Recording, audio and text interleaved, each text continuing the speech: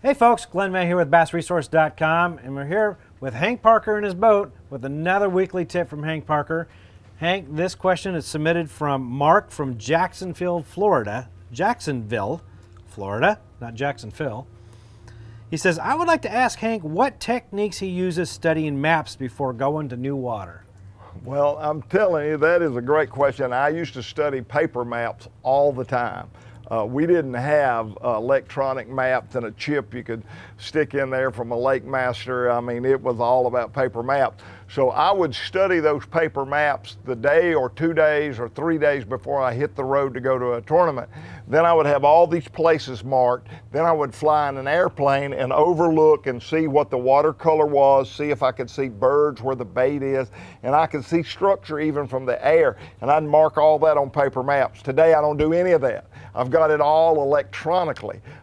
So I can pull it up on my computer at home. I can pull it up on my Helix 12 right here in my boat and look exactly where I want to go, look at all the details.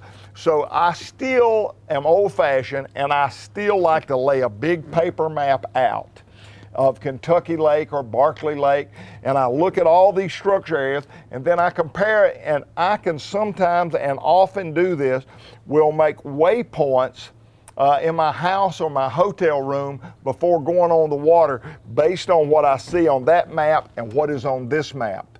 And so maps are critical to showing you all that key structure. And I talk to people and say, I never use maps. I said, you don't have any chips that you put in your computer where, or in your depth finder where you can actually see the humps and the points and the bars? Nah, I just do it by feel. Well, let me tell you something. You are missing the boat. That's like not having a GPS to get from point A to point B. Somebody give you an address and you write it down and you start looking at mailbox and streets to try to figure out where you're at. I'd rather punch it in and let it lead me to the spot. So maps are critical. Mark, thanks so much for submitting that question. I hope that answers it.